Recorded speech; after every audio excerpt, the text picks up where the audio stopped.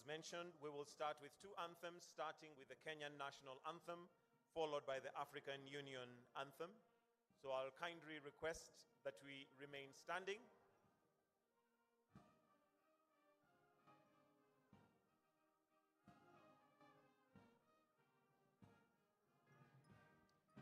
Let's please clear the front. Let's please clear the front. Photographers, we love your work, but we kindly request that you clear the front completely so that we may proceed with the anthems. Kindly, let's clear the front. Kindly, I request that we clear the front completely so that we may proceed with the anthems.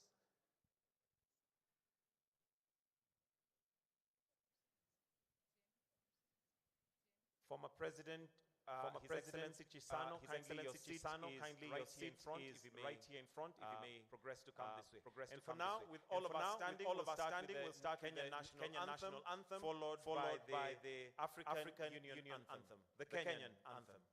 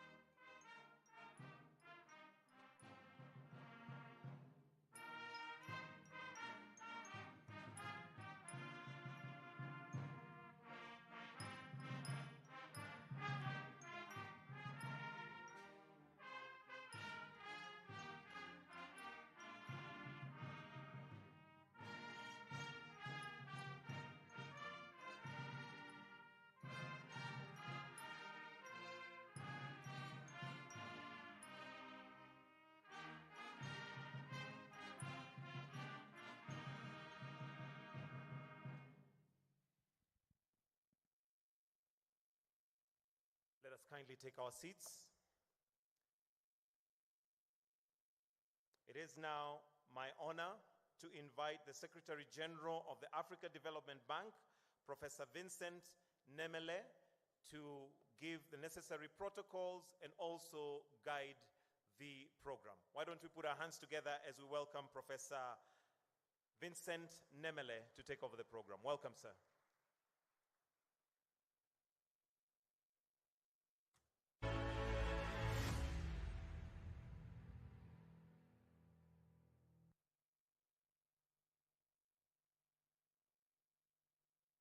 His Excellency Dr. William Samoei Ruto, President of the Republic of Kenya.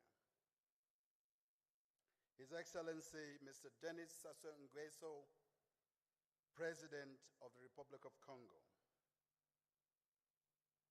His Excellency Mr. Paul Kagame, President of the Republic of Rwanda, who will be with us very shortly.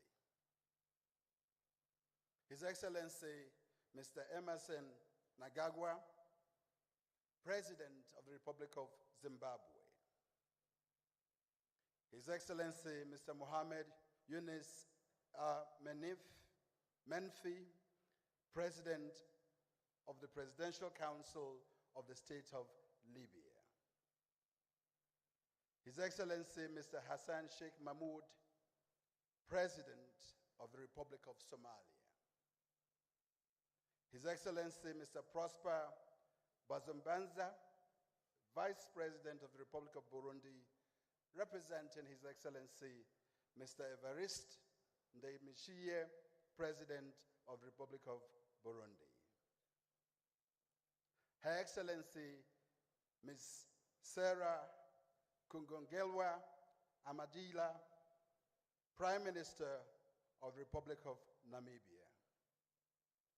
His Excellency Mr. Ali Lamin Zain, Prime Minister of the Republic of Niger.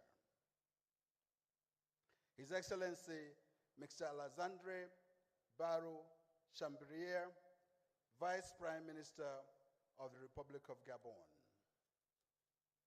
Honorable Suarez Sambu, Minister of Economy, Planning and Integration of the Republic of Guinea-Bissau, representing His Excellency Mr. Omaro Sissoko Embalo, President of the Republic of Guinea-Bissau. Mr. Mateus Magala, Minister for Transport and Communication of the Republic of Mozambique, representing His Excellency Mr. Felipe Jacinto Nyusi, President of the Republic of Mozambique. His Excellency Mr. Musa Faki Mahamat, Chairperson of the African Union Commission. His Excellency Mr. Joaquim Alberto Chisano, former President of the Republic of Mozambique. His Excellency Mr. Jakaya Kikwete, former President of the United Republic of Tanzania. Honorable Professor Njunguna Ndungu, Cabinet Secretary for the National Treasury and Economic Planning and AFDB Governor and Chairperson of the Boards of Governors of the African Development Bank Group. Dr. Akinwumi A. Adesina, President of the African Development Bank Group. Honorable Governors of the African Development Bank Group, alternate governors of the African Development Bank Group, senior officials of the Republic of Kenya, heads of regional communities and financial institutions, members of the Diplomatic Corps, executive directors of the African Development Bank Group, senior management and staff of the African Development Bank Group, media houses, distinguished guests, ladies and gentlemen. My name is Vincent Mehele, Secretary General of the African Development Bank Group. I will be facilitating this opening ceremony. And it gives me great pleasure to welcome you to the 2024 annual meetings of the Boards of Governors of the African Development Bank Group. Also, the annual meeting of the African Development Bank, African Development Fund in this beautiful city of Nairobi, also fondly known as the Green City in the Sun. The annual meetings this year are significant in that they flag off the commemoration of the 60th anniversary of the African Development Bank. On this auspicious occasion of the annual meetings, as our shareholders meet once again to take stock of the bank group's activities and performance and to make decisions, I would like to express our profound gratitude to you all for kindly and favorably responding to our invitation.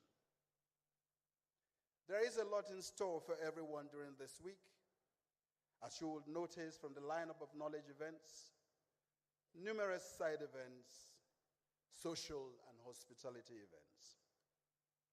Before we delve into the heart of the event, allow me, ladies and gentlemen, to convey our deepest, and I mean deepest and sincere appreciation to the Honorable Professor Njunguna Ndungu, Cabinet Secretary for National Treasury and Economic Planning, AFDB Governor and Chairperson of the Boards of Governors, for his sterling work and dedication during his tenure at the helm of affairs of the bank's highest decision-making body, and for ensuring that Kenya, as host, held nothing back in ensuring that we had very successful annual meetings. Please join me to thank him.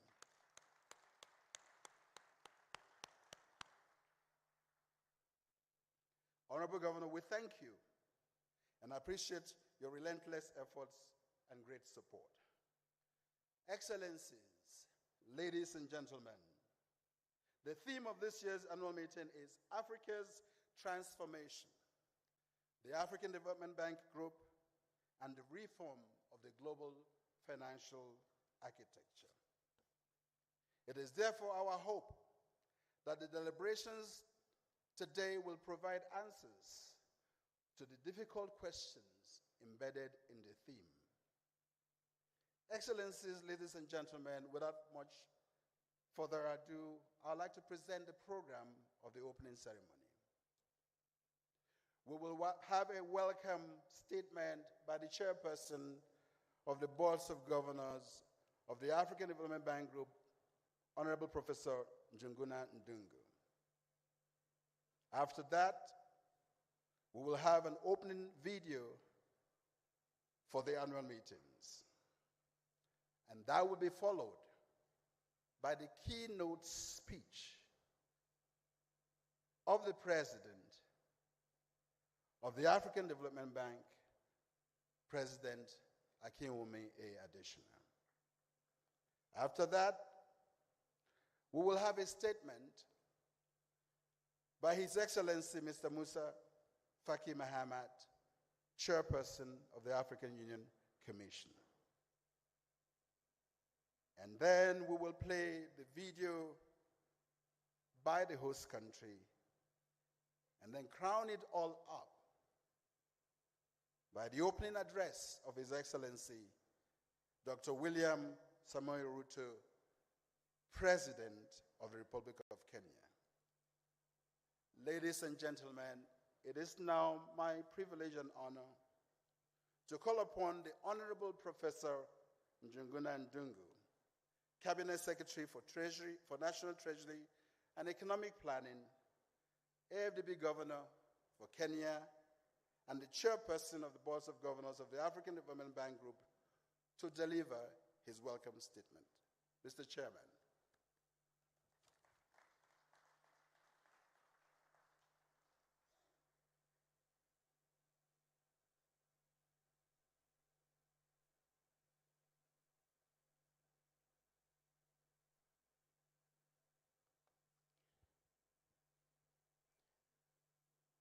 Your Excellencies, fellow governors, Commissioner of the African Union Commission, honorable ministers and governors of the African Development Bank Group, heads of international, bilateral, and regional financial institutions, distinguished guests, good morning. On behalf of the Kenya government and Chair of the African Development Bank Boards of Governors, allow me to take this opportunity to welcome you all to Nairobi for the 59th annual meetings of the African Development Bank Group. These meetings are being held closely after the recent meetings of the World Bank's IDA 21 Replenishment Summit that the government of Kenya was privileged to host, and His Excellency, the President of the Republic of Kenya, is a champion. I'm therefore delighted to welcome you back here at home in Nairobi. First, I want to begin by expressing our deepest appreciation for the warm and cordial relationship that exists between the African continent and our premier development bank, the African Development Bank. The African Development Bank mandate remains relevant and important to the African continent, as it supports a wide range of development activities that have supported in many ways the process towards economic vibrancy, economic growth, job creation, improved incomes, and better living conditions for the Africans and the African economies. We wish to reassure the bank of our continued commitment to this fruitful partnership and collaboration. Allow me also to convey my appreciation to the bank group for delivering a very relevant theme for this year's annual meetings, which is Africa's transformation, African Development Bank Group, and reform of the global financial architecture. This resonates quite well with the current global agenda and discourse on the need to reform the global financial architecture to be responsive to the dynamic needs of our continent. I'm glad that the annual meetings includes high-level plenary session for the launch of the bank's flagship publication, the 2024 African Economic Outlook, a presidential dialogue and thematic knowledge events on the theme. And this provides us with a unique opportunity to address Africa's challenges and opportunities at the highest decision-making levels. Consistent with the theme of the annual meetings, the focus of the knowledge event aims to fast-track structural transformation in Africa. This is a panacea to faster socioeconomic transformation, in addition to addressing the importance of reconfiguring global financial architecture as an engine for structural transformation. It is comforting to note that the bank's group's contribution towards Africa's socio-economic transformation in 60 years of existence, especially on infrastructure, has been such monumental, with a significant and important mark in spite of the limited level of resources when compared to other global multilateral development institutions. Excellencies, ladies and gentlemen, as we reaffirm our strong support to the African Development Bank, I urge colleague governors to deepen their discussions around the increase of the general callable capital. This will protect the bank's AAA rating on a sustainable basis against recurrent external shocks, including downgrade of its AAA-rated shareholders. This will enable the bank to maintain its rating trajectory and preserve its position as a strategic lender and the premier development finance institutions in Africa. But above all, reform that is consistent with the theme of the 2024 annual meetings.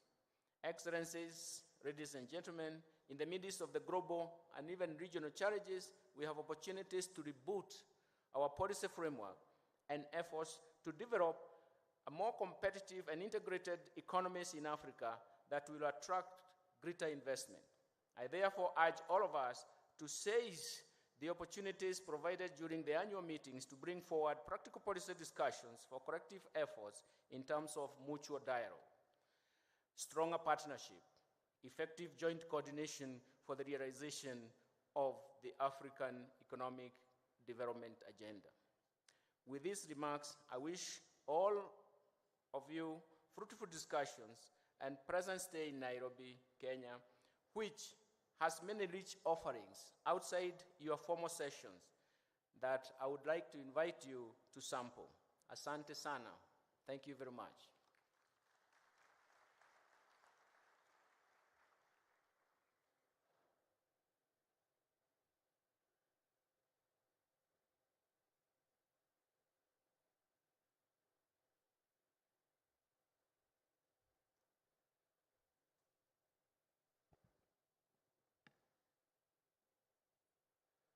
With those welcoming words of our chairperson, I'd like to introduce the 2020 annual meeting opening video. Please cue the video.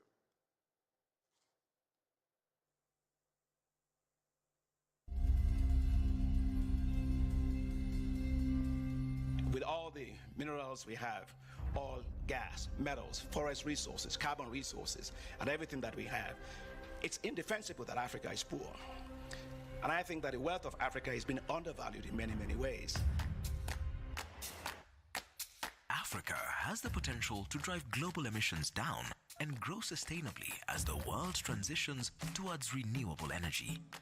Africa hosts the world's largest green energy sources, including solar, wind, hydropower, and geothermal.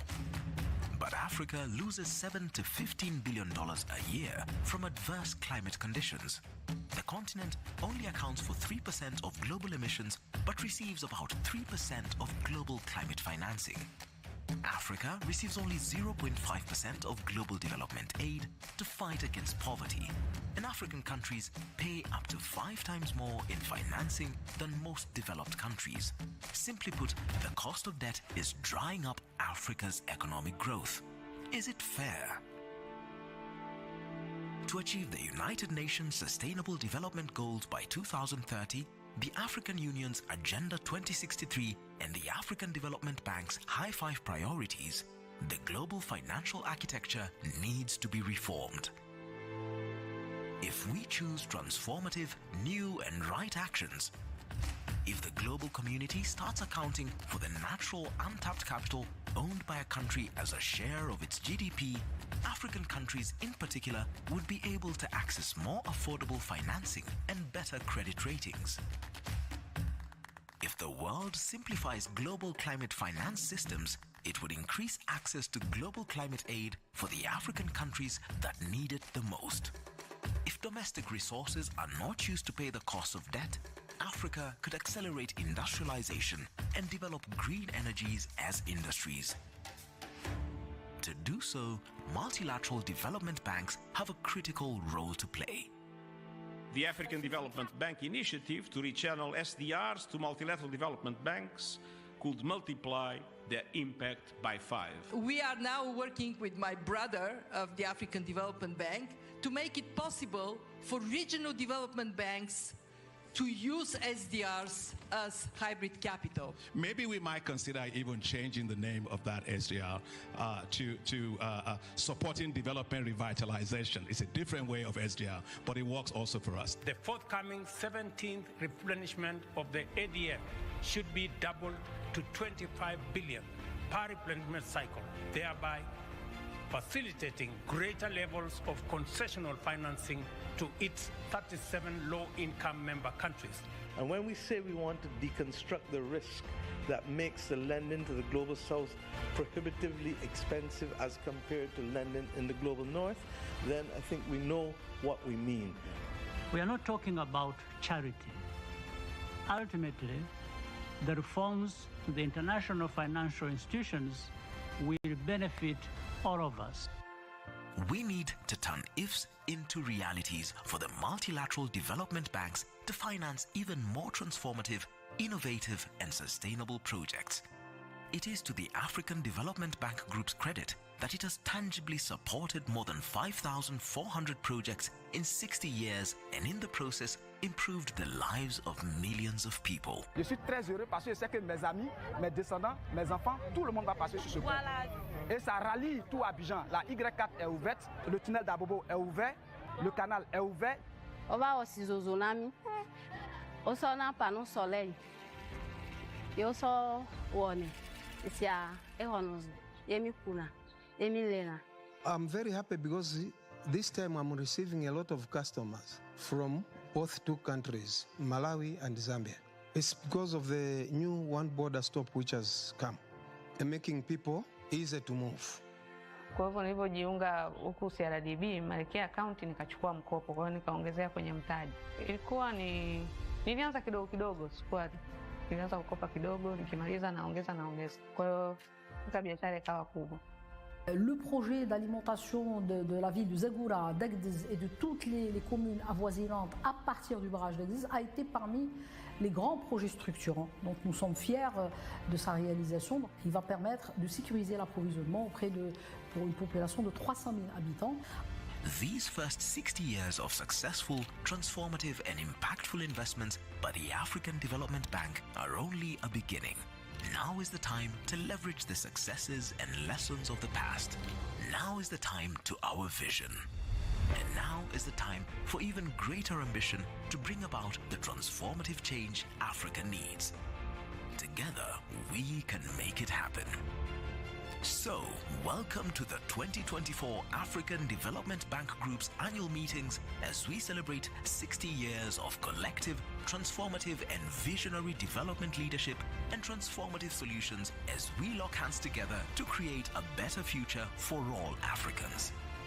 Avec votre soutien, le groupe de la Banque africaine de développement continuera à susciter l'espoir, à innover, à diriger et à utiliser sa position de première institution financière d'Afrique pour accélérer le développement de l'Afrique.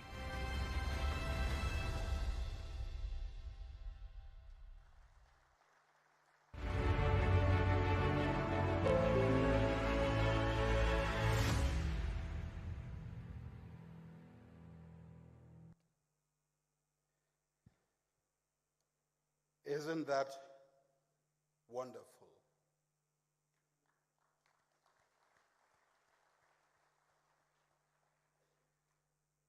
May I welcome His Excellency President Paul Kagame, President of the Republic of Rwanda, who has just arrived. Welcome, Excellency. Excellencies, ladies and gentlemen, please join me in welcoming. They have given him so many names. Some call him the evangelist in chief, and others call him the optimist in chief. The president of the African Development Bank, Dr. Akinwumi A. Adesina, who apparently is the AAA president of a AAA bank. Welcome, Mr. President.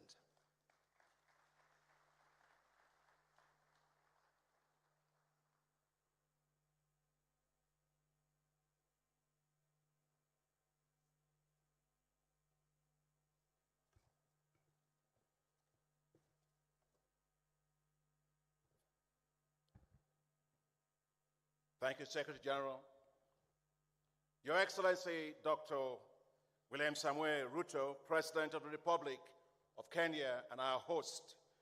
And I was thinking about how to really get your try to right this morning. Congratulations on your trip to the United States, which was a wonderful state visit you had, but you came back with a new title. And it was called by President Biden, the major non-NATO ally. So you're going to start putting that behind your name, Mr. President. Thank you for welcoming us to Kenya. Your Excellency, Denis Sassou Nguesso, President of the Republic of Congo.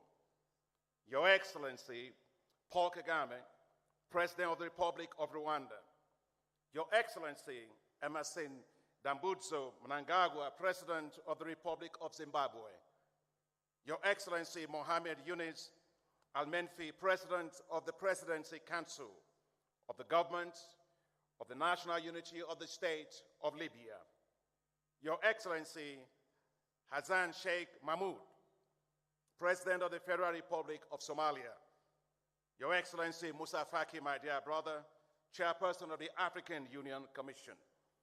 Your Excellency Prosper Bozum Mbaza, Vice President of the Republic of Burundi, representing His Excellency President Evariste Ndayishimiye. Your Excellency Sarah Kungogelwa Amandila, Prime Minister of the Republic of Namibia, representing His Excellency President Nangolo Umumba. Your Excellency Ali Lamin Zain, Prime Minister of the Republic of Niger and a former staff of the African Development Bank. Your Excellency Alexandre Baro-Chambrier, Vice Prime Minister of the Republic of Gabon. Your Excellencies representing heads of state and government. Your Excellency Joachim Chissano, former President of the Republic of Mozambique. Professor Njuguna Ndungu, Cabinet Secretary of the Treasury of Kenya and Chairman of the Board of Governors of the African Development Bank Group. Your Excellency, I have two friends here because you asked us to work together globally. I'm delighted to be joined here by two of my colleagues that are presidents of multilateral development banks. Your Excellency, Dr. Mohammed Sulaiman Al-Jazar, President and Chairman of the Islamic Development Bank Group, and His Excellency Jean Lukun, President of the Asian Infrastructure Investment Banks. I'm joined by all my colleagues from African financial institutions and our partners, honorable heads of national institutions of the Republic of Kenya, my dear honorable governors of the African Development Bank Group, cabinet secretaries, excellencies, heads of diplomatic missions, my executive directors, my senior management and staff, distinguished guests, ladies and gentlemen, and of course, my beautiful darling wife, Grace, my number one supporter, counselor, and friend. Thank you. Good morning. It gives me great pleasure to welcome you all to the 2024 annual meetings of the African Development Bank Group. These annual meetings take on a special nature this year because it marks the 60th anniversary of the establishment of the African Development Bank Group. We are delighted that you all are able to join us on this auspicious occasion. I wish to thank His Excellency President William Ruto for accepting to host these annual meetings in this beautiful country of Kenya and the Sunshine City of Nairobi. I wish to thank you all, our heads of state and government, for making time to join us for this special occasion. We are truly delighted that all our shareholders are here, represented by our dear governors from all of our shareholder countries. Your collective support, advocacy, and financial commitments to the African Development Bank Group make us who we are and afford us the opportunity to serve as Africa's premier financial institution.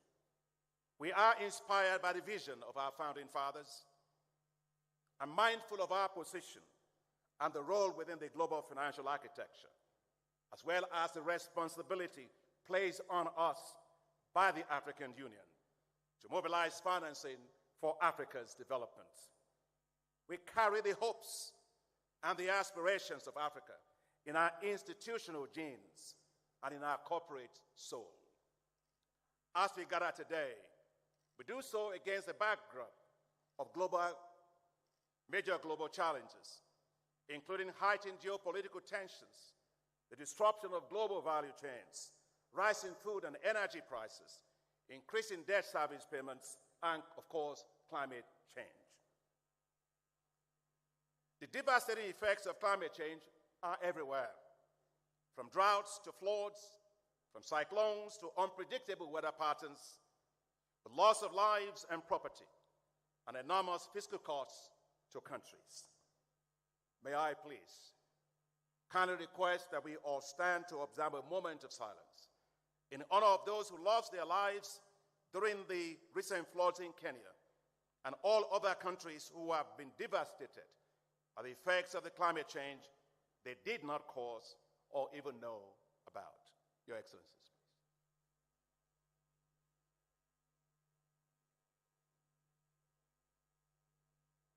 Thank you very much. May their souls rest in peace. Even as we remember them, we must be resolute about taking decisive action to build more climate-resilient economies. And that's why I applaud President Ruto for hosting the landmark Africa Climate Summit right here in Kenya, where we collectively agreed to put Africa at the heart of global climate change efforts, especially climate adaptation. Your Excellencies, African economies are showing great resilience despite the challenges posed by climate change, geopolitical tensions, global inflation, and rising debt, among others. The African Development Bank projects that Africa's real GDP growth will rise from 3.1% in 2023 to 3.7% in 2024 and 4.3% in 2025. Importantly, despite these headwinds, more than half, and that is 31 countries, achieved higher real GDP growth rates in 2023 than in 2022. And most importantly, 10 African countries are among the 20 fastest growing economies in the world. I think we've done well against the headwinds. I think we deserve a clap for Africa. The African Development Bank Group strongly supports African economies. In 2023, our financing totaled $10 billion across all of our high-five priorities to light up and power Africa, to feed Africa, to industrialize Africa, to integrate Africa, and to improve the quality of life of the people of Africa. These high fives, Your Excellencies, ladies and gentlemen, are the accelerators of Africa's development. The bottom line is that the African Development Bank delivers.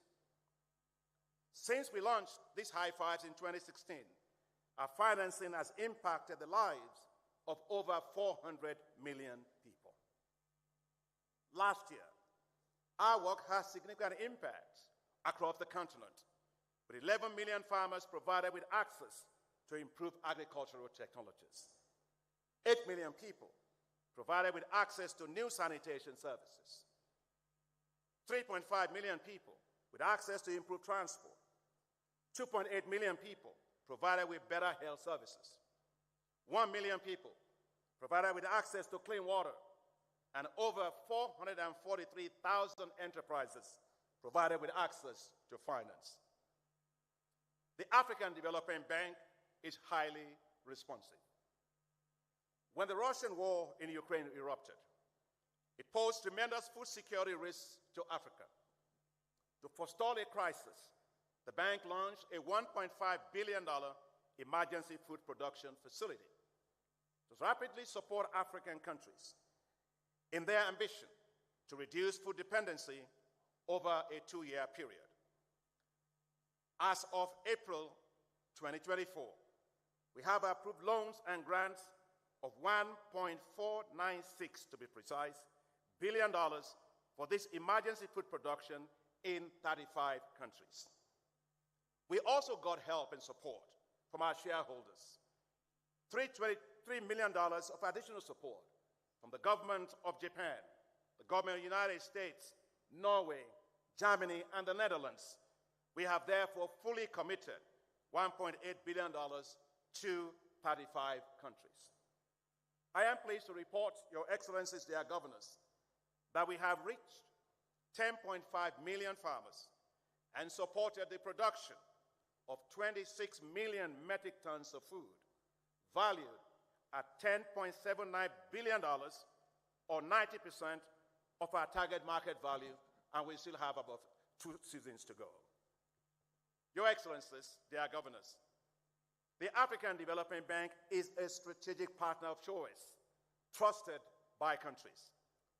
Right here in Kenya, when I came to see His Excellency President Ruto, he talked about our support making a huge difference at the State House.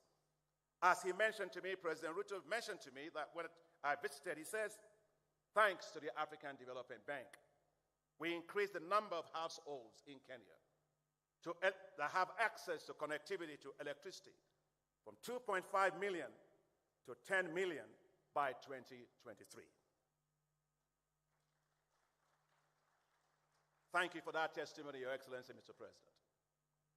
On one of my trips to a village where the bank supported last-mile connectivity for low-income households, a lady whose name was Grace, and that's not Grace, my wife, because she's also Grace, told us about the impact of our work. When asked if she knows Dr. Adeshina as I was walking in front of her, she said no. When asked if she was aware that the African Development Bank, as President Ruto was saying, financed the project, she said no. All I know is we once were in darkness, now we have light. Our impact is felt where it matters most, in the lives of the people we serve day and night. The African Development Bank has consistently invested in infrastructure. In the past 9 years, we have invested over $50 billion in infrastructure projects on the continent, by far the largest investment of any multilateral development bank or institution.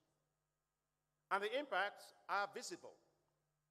We are raising $3.2 billion for the East Africa Standard Gauge Railway connecting Tanzania, Democratic Republic of Congo, and Burundi. We are providing $500 million towards the development of the Lobito Corridor to link Zambia, Angola, and the DRC. We are mobilizing $375 million for financing the railway linking Nigeria to Niger Republic. We are mobilizing $3.5 billion to $5 billion towards the development of the Liberty Corridor that will link Liberia and Guinea. We have worked with our partners under the Africa Investment Forum to mobilize $15.6 billion of investment commitment towards the development of the Lagos-Abidjan corridor together with Africa 50, whose board I share, and it's a great institution, we are mobilizing $630 million for the construction of the road and rail to link the Republic of Congo and the Democratic Republic of Congo.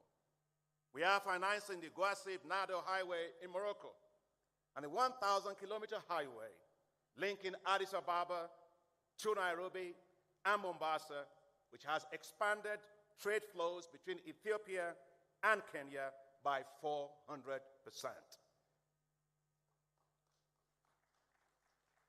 That's who we are, a solutions and impact-driven bank.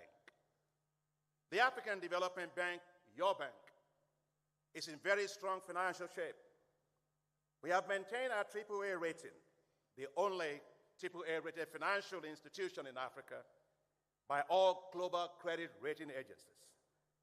The bank posted strong financial records for the year 2023. First, income from loans and treasury investments increased from $775 million in 2022 to $1.73 billion in 2023, an increase of 123%. Second, the net income before distributions at $545 million is the largest ever in the history of the African Development Bank. Third, the amount that we allocate to reserve to build our liquidity buffers, $335 million, is also the highest ever in the history of the bank. I wish to thank the executive directors of the bank and their advisors, as well as my senior management and staff at the bank for their hard work and efforts, and please join me in thanking them. Yet, as we make these efforts, we recognize that a lot more financing is needed to accelerate Africa's growth and development.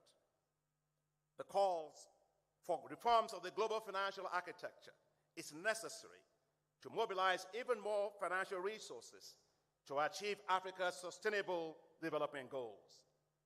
The G20 Capital Adequacy Framework called for multilateral development banks to optimize their balance sheets, to raise more financing to support countries. The African Development Bank, Your Excellencies, our dear governors, ladies and gentlemen, heeded that call. We have been at the forefront of several financial innovations to achieve this. Last month, the African Development Bank issued a hybrid capital on the global capital market, the first ever by a multilateral development bank, creating a new global asset class for investors. These $750 million hybrid capital will be leveraged 3 to 4 times to expand the bank's lending capacity.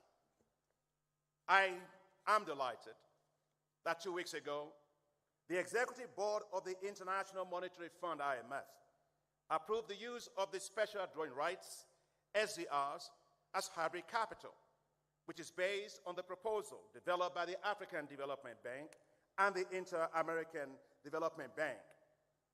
If the approved limit of $20 billion of the SDRs is channeled to multilateral development banks like us, we can leverage these to deliver at least $80 billion of new financial support. I would like to use this time to thank you, our heads of states and government, for the advocacy that you have maintained on this particular issue at every single step, and also for the chairman of the African Union Commission, my dear brother Musa Faki, for all of the advocacy that you have also maintained, and for all of our governors for supporting us in this particular area. We are very grateful. Thank you very, very much. Now, I wish to ask for the support of all of our shareholders to make this a reality. Your Excellencies, dear governors, ladies and gentlemen, to tackle climate change, the African Development Bank is well on its way to reaching our goal of mobilizing $25 billion in climate finance. Last year, we devoted 45% of our total lending to climate finance. Our climate action window, under 16th replenishment of the African Development Fund, with support from the governments of the United Kingdom, Netherlands, Germany, and Switzerland opened its first call for proposals. The response was amazing. It received over 2,000 proposals, and the 359 shortlisted application requests were close to $4 billion. The bank, your bank, is building strong and effective global partnerships to deliver more for Africa. Through the support of the G7, we are accelerating women's access to finance through what we call the Affirmative Finance Action for Women in Africa, or AFAWA, in partnership with the Africa Guarantee Fund, which is now working with 169 financial institutions in 43 countries. And I would like to say that Africa will go faster when we make sure that it flies with two wings. No bird flies with one wing. When we support our women, they actually run most of our economies. I think Africa will go faster, more inclusively. AFAWA, Your Excellencies, their governance is the first ever gender-focused collateralized significant risk transfer with counter guarantees provided by the government of Netherlands and France in support of scaling up finance for women.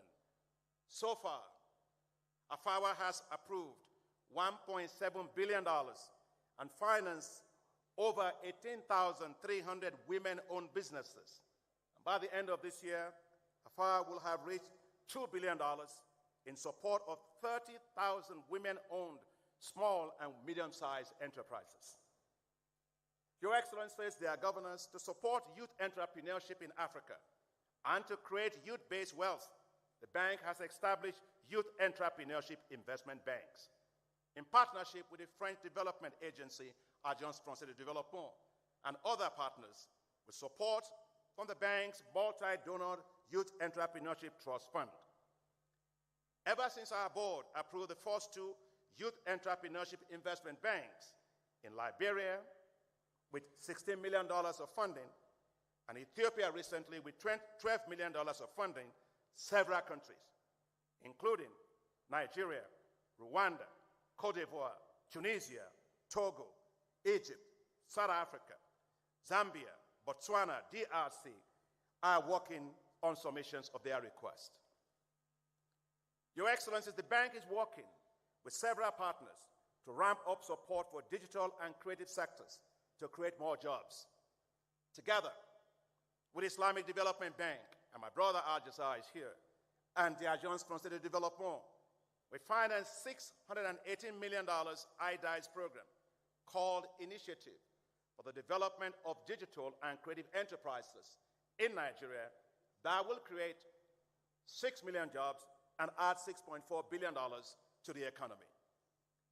The African Development Bank, Africa 50, and the African Union established what's called the Alliance for Green Infrastructure in Africa, or AGIA, which will mobilize $10 billion for green infrastructure in Africa and speed up Africa's green transitions.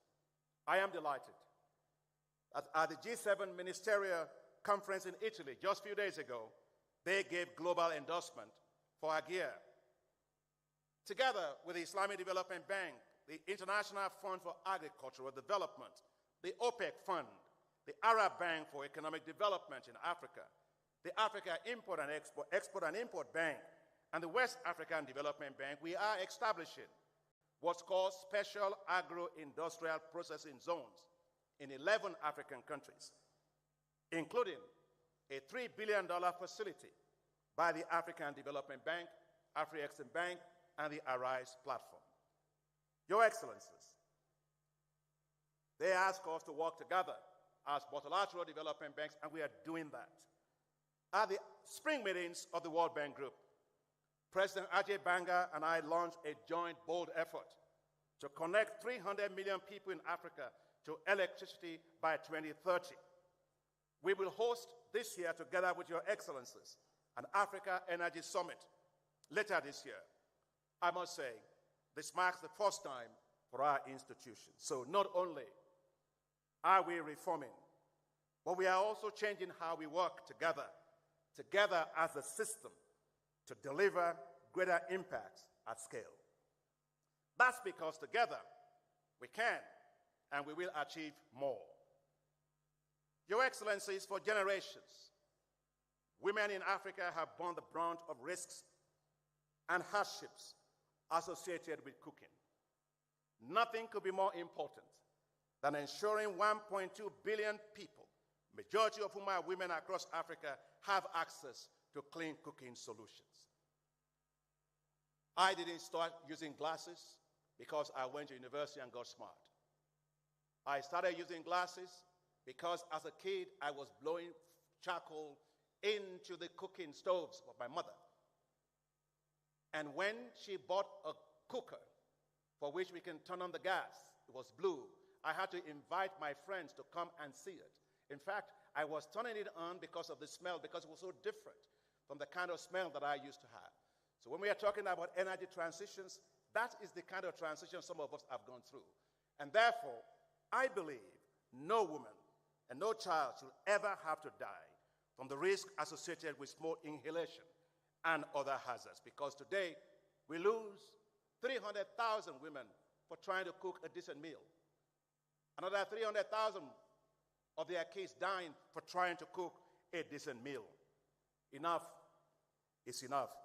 It's not just about lighting a stove, it's about life itself. It is about dignity for women, and it's about protecting the environment from massive deforestation and a reliance on biofuel, biomass, firewood, and charcoal. And that's why I was honored and privileged to co-chair the Clean Cooking in Africa Summit with Our Excellency Samia Suluhu Hassan, the President of the Republic of Tanzania, who did a marvelous job, His Excellency Jonas Thor, the Prime Minister of Norway, and Dr. Birol, the Executive Director of the International Energy Agency. The African Development Bank led the way by committing to provide $2 billion towards clean cooking solutions for women over the next 10 years. I am delighted that the summit in Paris raised an additional $2.1 billion in commitments, bringing the total commitments to clean cooking to $4.1 billion, a historic achievement and a testament to the power of partnerships. Thank you very much. I thank you, all our shareholders across all 81 member countries, for providing us the support and the resources we need to serve Africa better. With your continued support, we will drive a bolder, bigger, and better agenda for Africa. I thank you, our partners, for joining your hands with ours as we deliver more together for Africa, and as we have done for the last 60 years. I thank you, our dear heads of states, your excellencies, heads of state and government, as you lead and as you show passion and commitment to the African Development Bank Group, to our continent, and for your generosity towards our efforts with you in your countries. I thank you, our boards of directors, for always mobilizing support for us in your countries, and for relentless efforts you make to back our innovations and initiatives. I thank you, our boards of directors, for your strong oversight and support. And I thank you, my staff and colleagues, for being the best staff one could ever hope for. When I was recently interviewed, I was asked, what will I miss the most at the end of my 10-year term next year? I didn't have to think far. I said, my staff.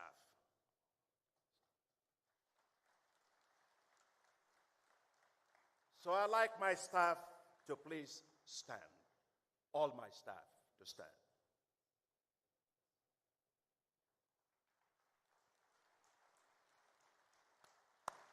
Guys, you're the best. Thank you for all that you do every single day. Please sit down. Together, let's all drive Africa's development forward, relentlessly, innovatively, and in more impactful ways. I remember when you elected me in 2015, I said at the time that this is not a job. This is a mission. After all, nothing could be more important than somebody being given the responsibility and the resources to go and change the place of our birth. So let's continue to make a difference, and let's continue to make Africa proud. Thank you all. God bless you all. Asante sana.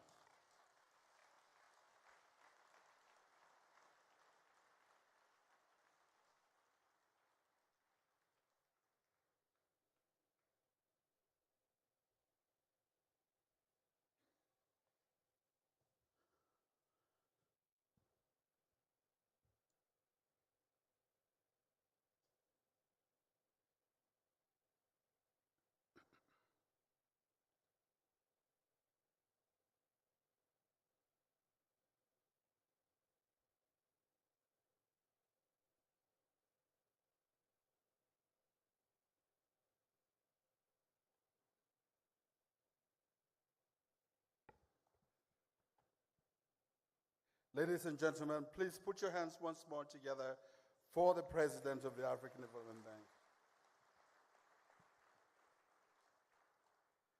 I'm sure by now you will agree with me with how I started by saying an evangelist. Now I can add the passionate evangelist for Africa's development. Ladies and gentlemen, it is my honor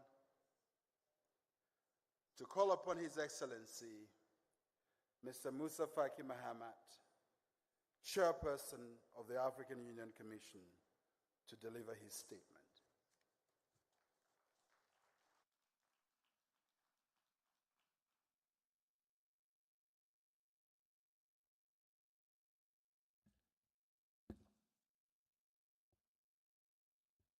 Your Excellency, Dr. William Samoei Ruto, President of the Republic of Kenya, Your Excellencies, Head of State, Government and Delegations, Excellencies, former Head of State, Honorable Ministers, Dr. Hakim Adesina, President of the African Development Bank Group, distinguished representatives of African multilateral financial institutions, distinguished representatives of the diplomatic corps and development partners, ladies and gentlemen. It is with real pleasure that I address this August Assembly gathered here for the annual meetings of the African Development Bank. I would like to take this opportunity to express my sincere gratitude to President William Ruto, the government and the people of Kenya for the brotherly and warm welcome accorded to me in this beautiful and the large city of Nairobi, which has warmly accustomed me to it every time I return. Indeed, Nairobi has forged a formidable reputation as a premier hosting place for conferences at which key issues concerning the future of our continent are discussed. The African Union is grateful to you. I also wish to express my thanks to the President of the African Development Bank, my brother and friend, Dr. Hakim Adesina, whose passionate commitment to Africa's development, present and the future, has never wavered. Mr. President, thank you for your invitation to the African Union to this important meeting. Excellences, Mesdames et Messieurs, cette rencontre se tient dans un contexte marqué par un enchevêtrement de crises géopolitiques et économiques, aggravé par ailleurs par les effets de la pandémie de la COVID-19, dont la rémanence est loin d'avoir encouragé la stabilité sociale et politique de nos États membres, en dépit d'une résilience africaine à la catastrophe mondiale.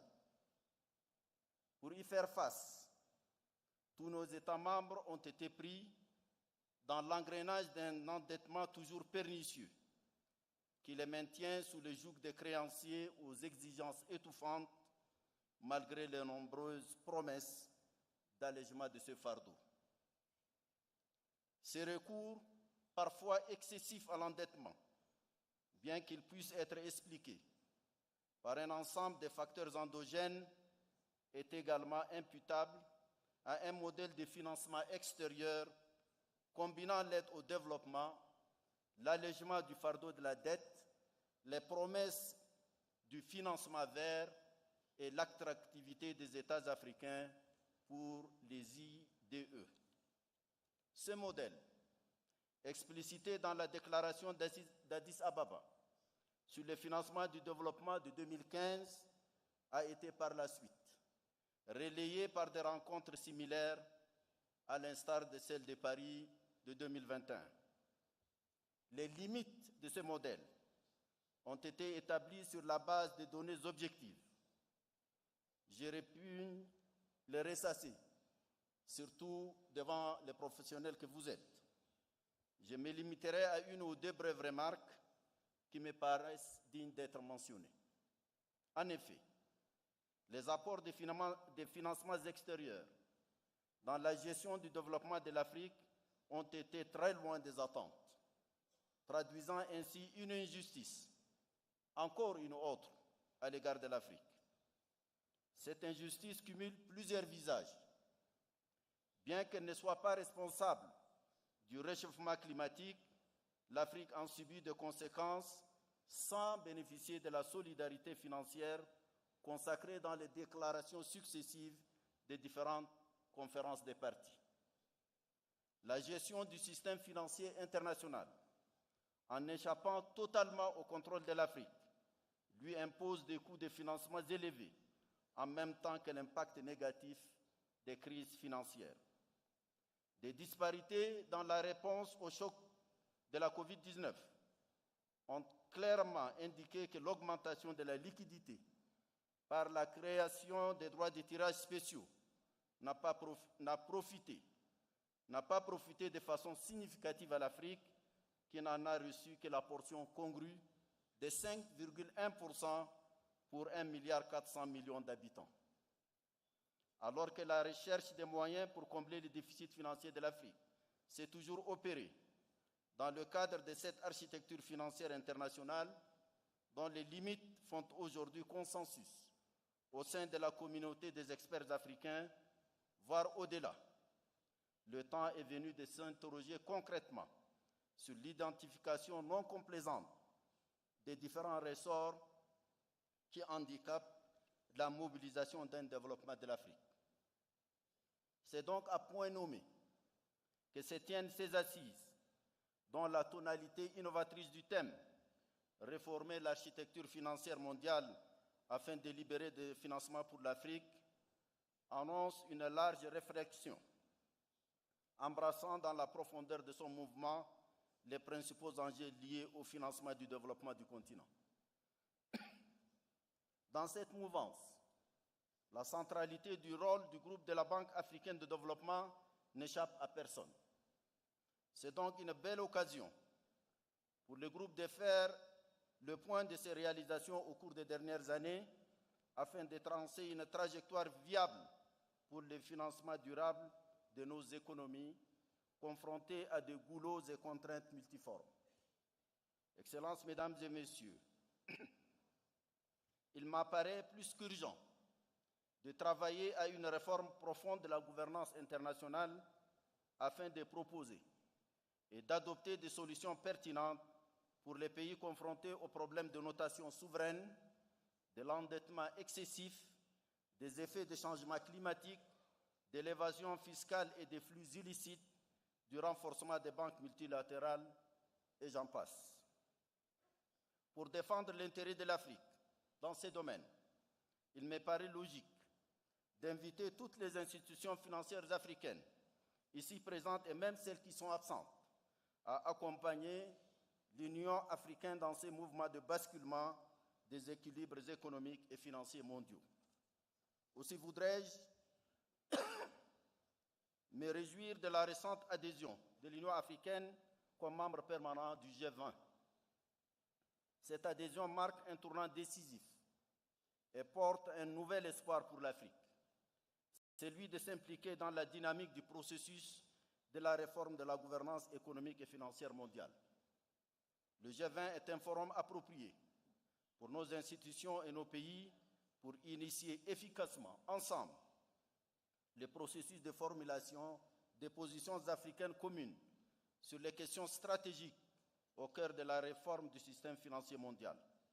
Je pense notamment à l'épineuse question de la réforme des institutions de Bretton Woods, la réforme des mécanismes de gestion de la dette, du financement du changement climatique et du système fiscal international, notamment au regard des développements en cours en vue de l'adoption d'une convention cadre des Nations Unies sur la coopération fiscale internationale. Pour nous préparer à une éventuelle reconfiguration de l'architecture financière internationale, il nous revient d'accomplir, sans retard, nos propres réformes monétaires et financières. La mise en œuvre des institutions financières de l'Union africaine, créée depuis longtemps, plus de 20 ans, a trop souffert de son report. La Banque centrale africaine, la Banque africaine d'investissement, les fonds monétaires africains ainsi que la Bourse panafricaine des valeurs mobilières, c'est maintenant qu'il faut en adopter le plan concret des mises sur les rails. Aussi, j'en appelle à une reconstitution ambitieuse des ressources du Fonds africain de développement. C'est un instrument offrant des financements concessionnels indispensables pour le financement de nos économies. Excellences, Mesdames et Messieurs, au cours des dernières années, le bilan de la Banque africaine de développement a attesté de sa ferme volonté d'accompagner l'Afrique dans la recherche des réponses à ces problèmes. À ce titre, à travers ces 5 priorités stratégiques, les High Fives, elle a placé sur les rails la transformation structurelle des économies, posant les jalons de l'industrialisation et améliorant l'accès à l'électricité, à l'alimentation et aux infrastructures socio-économiques essentielles, autant de facteurs de consolidation de la productivité. En améliorant les conditions favorables à l'innovation et à la recherche dans les domaines clés de l'agriculture, de l'industrie et des services, en vue de faciliter l'accès des économies nationales aux chaînes de valeur régionales et mondiales, la BAD a joué et continue de jouer un rôle majeur dans la facilitation du commerce et dans l'intégration intrarégionale et mondiale de telles économies. Dans ces sillages, j'encourage vivement la Banque à intensifier son soutien à la zone de libre-échange continentale, à l'industrialisation de l'Afrique afin de réduire sa vulnérabilité aux chocs exogènes, à poursuivre ses investissements dans les secteurs clés de la santé, de l'éducation, de l'innovation, de l'énergie, de l'agriculture, de la sécurité alimentaire et des infrastructures durables, gage d'une transformation socio-économique certaine. Pour sa part, la Commission de l'Union africaine s'est résolument inscrite dans un esprit de positive collaboration avec la BAD. Dans cette collaboration va se matérialiser, entre autres, par l'élaboration d'un cadre stratégique continental conçu aux fins d'accompagner les États membres dans la mise en œuvre d'actions concrètes orientées vers une nette amélioration de la croissance dans les années à venir. La Commission a également apporté son plein soutien à l'initiative conjointe de la Banque africaine de développement et de la Banque interaméricaine de développement, visant l'accès aux capitaux hybrides déployés à partir de la mobilisation des DTS. Une telle mobilisation, équivalente à une source de financement complémentaire, réduira la dépendance aux emprunts traditionnels et potentiellement les coûts de financement. Excellences, Mesdames et Messieurs, je m'en voudrais au regard d'un bilan aussi reluisant et face à l'engagement personnel du président de la BAD, ancré par ailleurs dans une vision prospective pertinente, de ne pas adressés au nom de la Commission de l'Union africaine et au mien propre des félicitations bien méritées à mon frère et ami le docteur Adesina. Évangéliste en chef, peut-être mieux. J'entretiens également l'inébranlable conviction que les archives de la Banque continueront de parler de son adhésion quasi fusionnelle au développement de notre continent, aux Africains et Africaines des générations futures. Avec cette pensée aux générations futures, je vous souhaite de fructueuses délibérations, plein succès à vos assises et vous remercie de votre bienveillante attention.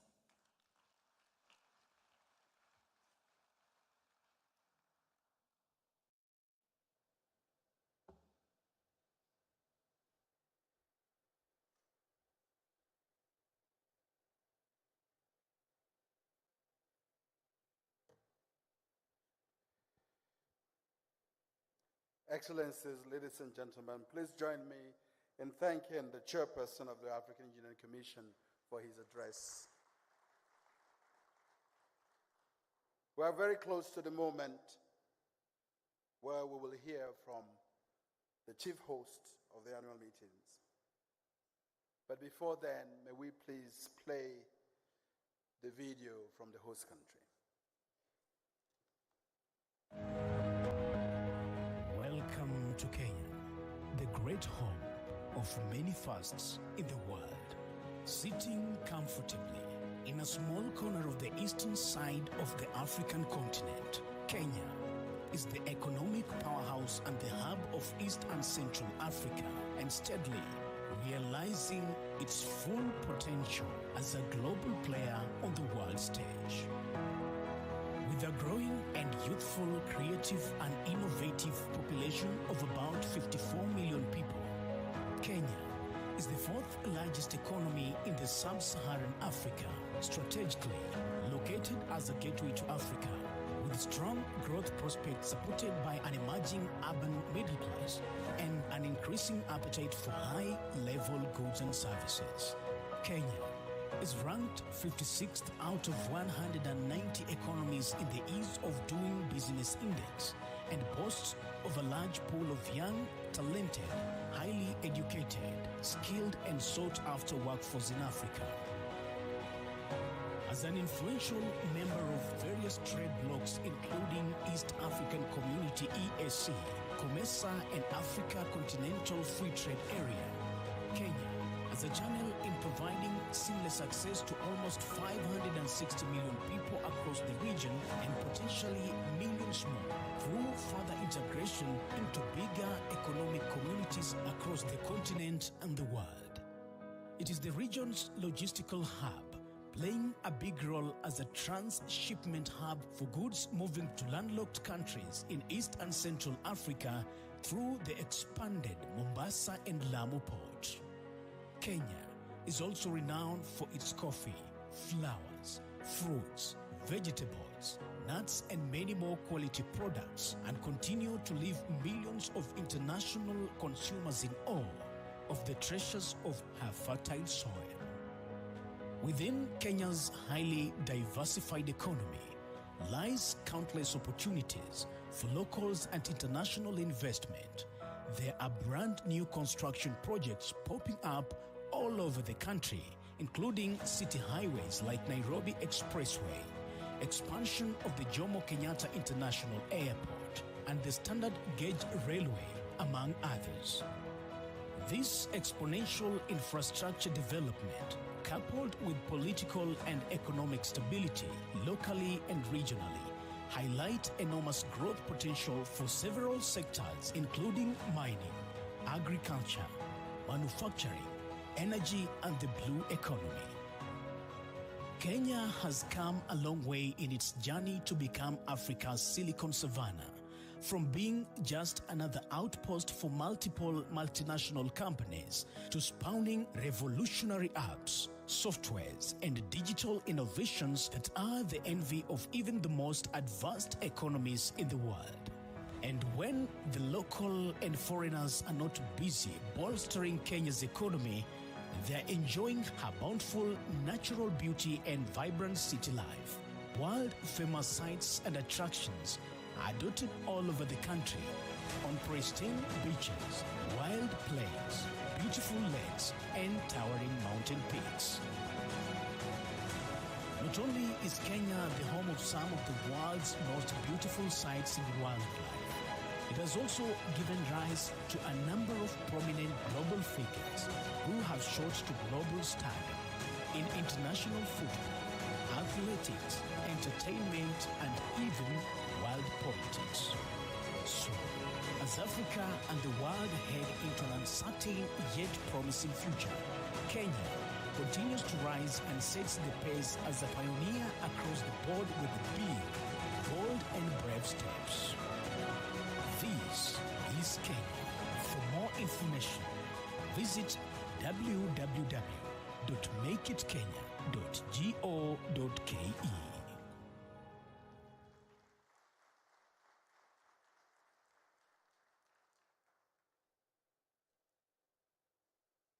I'm sure that you'll agree with me there's the need for one more applause for Kenya.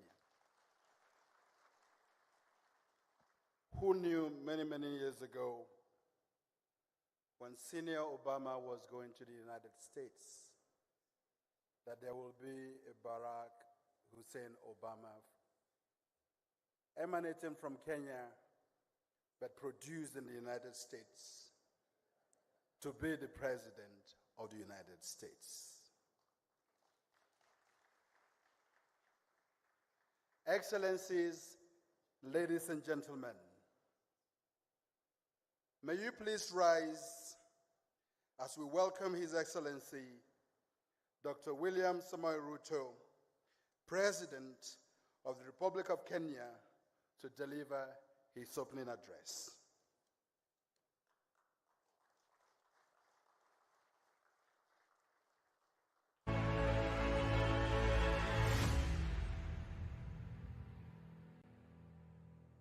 Thank you very much. Please take your seats.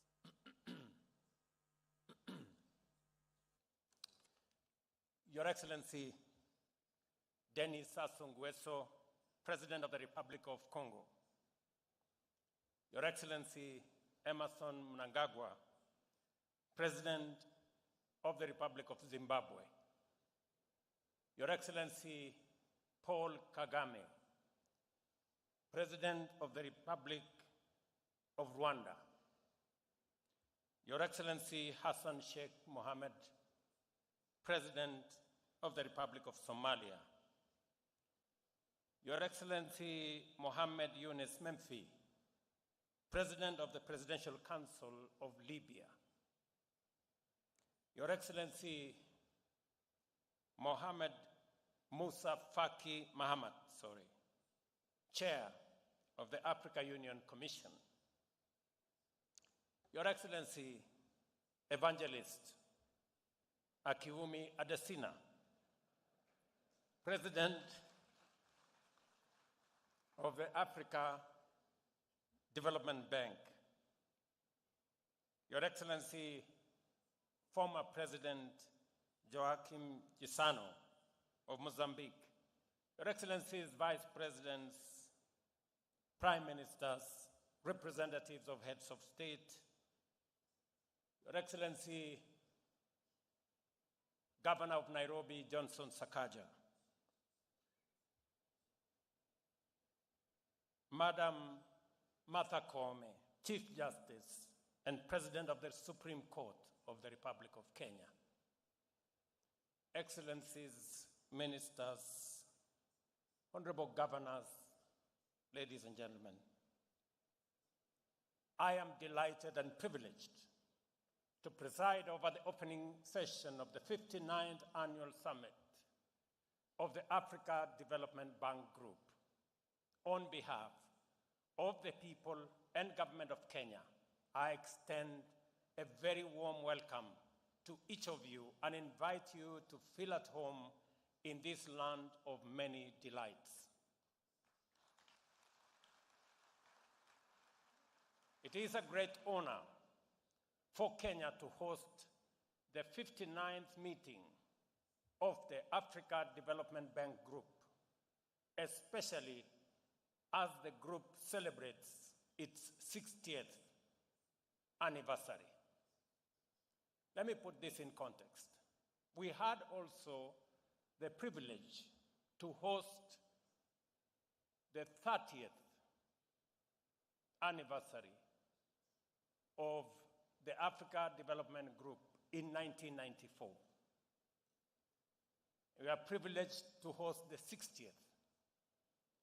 And I have requested the Africa Development Bank Group to offer Kenya the 90th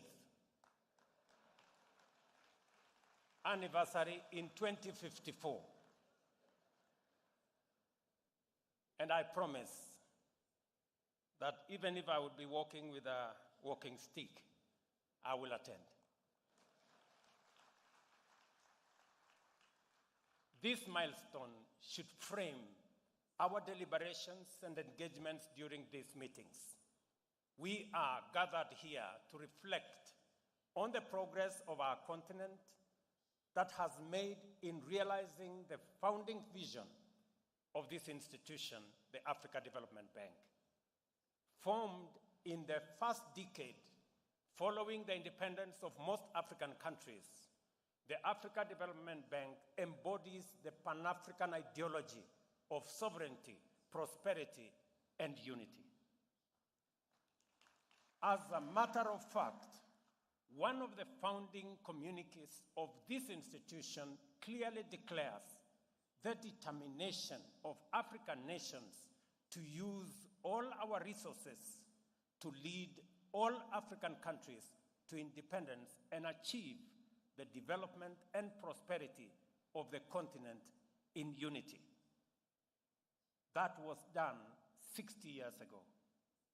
And over 6 decades, the group, like the continent, has not only survived many crises and challenges, but has also grown stronger and achieved much in supporting economic growth and stability in our continent. It has become Africa's premier development financing institution. To date, it has financed 5,432 projects across our land, 4,036 of them which have been completed, provided a mechanism to coordinate the fight against poverty, improve the standards of African financial institutions and other institutions, and contributed significantly to conflict prevention and resolution. You agree with me, ladies and gentlemen, that Africa Development's performance has been nothing short of sterling.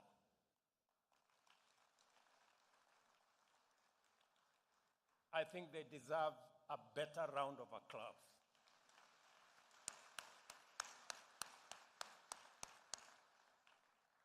Nevertheless, the pace of African economic growth and development has not kept pace with the rest of the world. More concerning is that the pace of African development remains far behind its undeniable potential. Intra-African trade remains low, with its share of global GDP less than 3%. Africa's share of global trade is also low, at just about 2%, and our exports are primarily unprocessed produce and raw materials. Not surprisingly, the rates of poverty and unemployment are still high on our continent.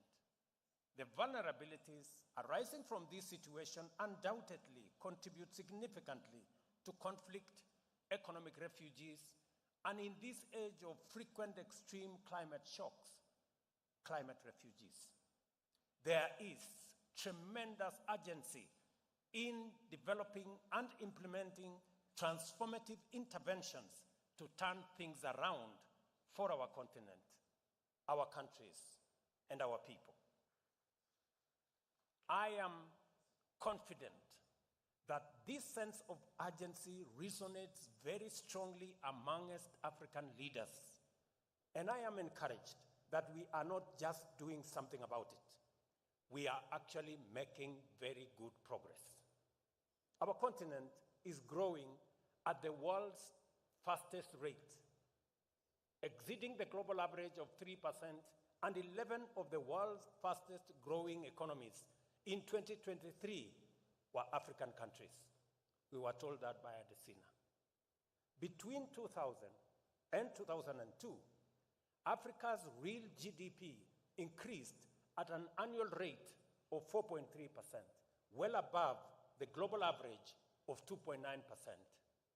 7 of the 10 world's fastest growing economies were in this continent of Africa. The Pan-African Economic Integration Agenda has finally taken off. Our regional economic blocs are vibrant and effective, while the African Continental Free Trade Area has come into effect and already made a huge impact. Although much remains to be accomplished before intra-Africa trade is smooth across borders, the data indicates strong positive movement following the launch of the Guided Trading Initiative. As we look into the future, with this optimism, we are also cognizant of the immediate challenges we must confront and overcome. Africa faces multiple serious challenges, including geopolitical risks, the broader effects of armed conflict, the COVID-19 pandemic and its effect, disruptions in the global supply chains, and persistent extreme weather due to climate change and macroeconomic instability. To compound these crises, the economies of the continent continue to bear the burden of rising costs of servicing huge national debts, caused in part by high global interest rates and, of course, external shocks. I am, however, confident that the strong positive response by African leaders and nations to the Africa Union Agenda 2063 signals our collective intent to undertake radical transformation of African economies, achieve sustainable development goals, and unite our people in prosperity. We have what it takes to succeed, and current activities show movement in an encouraging direction. To achieve this transformation, a consistent commitment of substantial resources is required to invest in infrastructure, industrial capacity to deliver rapid growth. However, we face the rigid barrier of global financial architecture that is fundamentally misaligned with our aspirations. We routinely borrow from international markets at rates far above those paid by the rest of the world, often up to 8 or 10 times more. These rates are said to factor in something arbitrary called risk profile that is notably not applied when considering mineral extraction, even in areas of active conflict.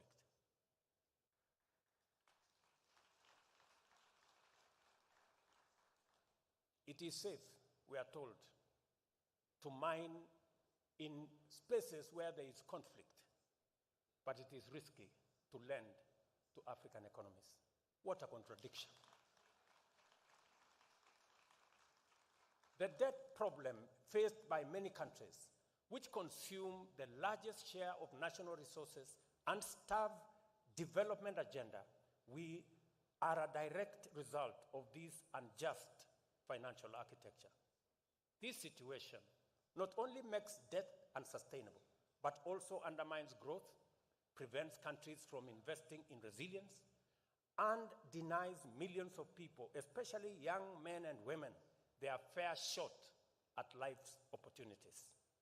Africa remains most vulnerable to the effects of climate change, as evidenced by recent devastating floods, for example, in Kenya, and drought in Southern Africa, from which we are still working to recover, as well as other climate-related disasters across the continent. The adverse impact of climate change or the fiscal sustainability of many economies, especially in developing countries in Africa, deserves our serious attention. Despite contributing only 4% of global carbon emissions, we bear the brunt of climate change effects. Climate change is a threat multiplier. Its direct impact and related responses negatively affect our fiscal position through reduced revenues and increased public spending. The frequency of extreme weather events continuously diminish the resources available for public investment and provision of critical public goods such as health, education, and other social services. In particular, climate change has often resulted in substantial reallocation of resources towards mitigation, adaptation, and resilience. This is why Africa advocates for a financial architecture that integrates the issues on climate change and public finance at the center. I am proud of African heads of state who have not hesitated to make their voices heard in various fora, including through the Africa Leaders Nairobi Declaration on Climate Change and Call to Action that we held here in Nairobi. Climate change and sovereign debt are now firmly integrated, trapping governments in a vicious cycle where increasing losses and damage from climate impacts leads to rising costs of mobilizing resources for public investment. With such high financing costs and constrained government budgets, developing countries continue to struggle investing in low carbon and climate resilient development. At risk, therefore, are both climate action and our sustainable development goals. A better, more responsive, and fairer international financial architecture is urgently needed, and time here is of the essence. The financial architecture we advocate for as Africa today should integrate the continent's most challenging development issues of debt sustainability and climate vulnerability to enable development goals, SDGs, and Agenda 2063 commitments to be achieved. I am encouraged by Africa Development Bank's vision for the continent, underpinned by the high fives strategies and the objectives of the newly adopted 2024-2033 10-year strategy, which provide important foundations for these critical continental objectives. Let me agree with my brother, President Adesina, on the array of investments that he has spoken to this morning. Kenya is among the beneficiaries in a very big way of Africa Development Bank's financial might and their innovative financing of projects. Let me give you just 3 examples. Africa Development Bank became the first institution for us to build the first superhighway from Nairobi through Thika, and today they are dueling the same road all the way to Maroa, about 150 kilometers. Africa Development Bank worked with us to provide water and sanitation in 28 towns and cities in Kenya that today all of them are complete. And Africa Development Bank is building with us the largest water dam in Kenya in a place called Tuake. And of course, Africa Development Bank did what Adesina said. Last 10 years, working with Africa Development Bank, other multilateral banks, and friends, they have enabled Kenya to increase electricity connectivity from 27% in the last 10 years to 76% today.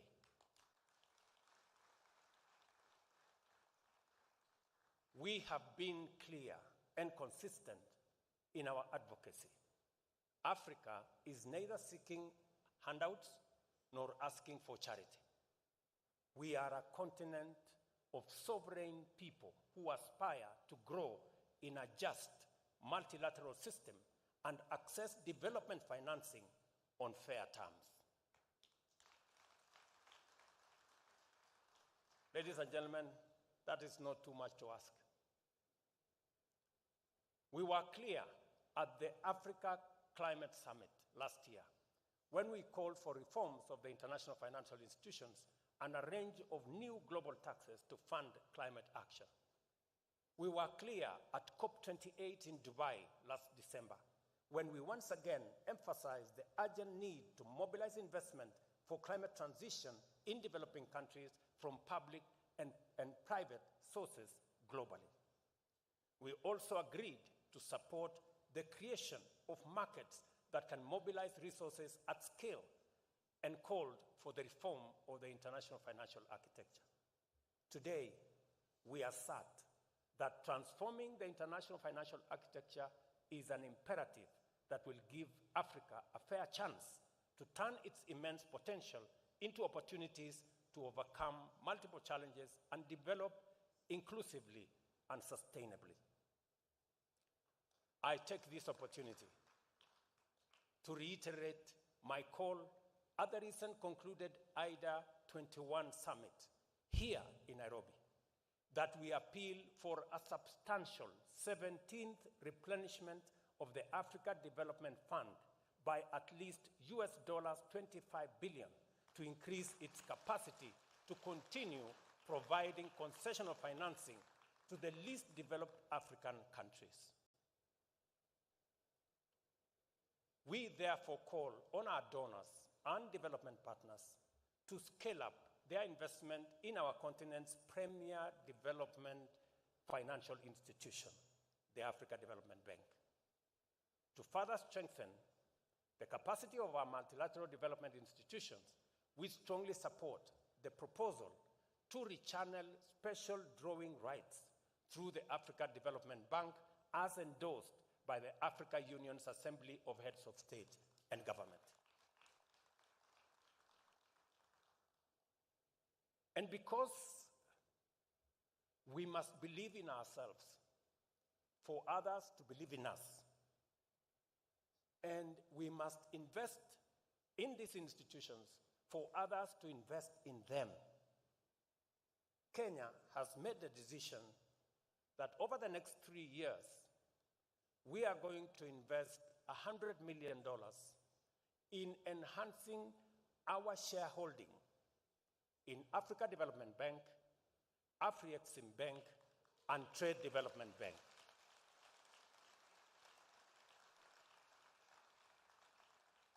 We have already made the investment in Afri-Exim Bank.